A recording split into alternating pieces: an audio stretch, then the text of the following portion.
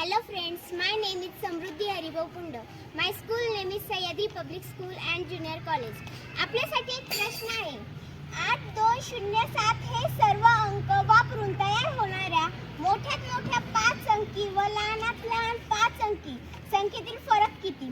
तर आपल्याला आपण पहिले मोठ्यात मोठी संख्या काढून घेऊ. आपल्याला इथे 4 अंक दिलेले आहे, पण आपल्या प्रश्नात 5 अंकी विचारलेले आहे. तर मग मोठ्यात मोठी, मग 8 ही सर्वात मोठी संख्या आहे त्याच्यात. मग 8 आपण दोनदा घेऊ. मग नंतर 2 नंबरला 7, मग 7, मग 2, मग 0.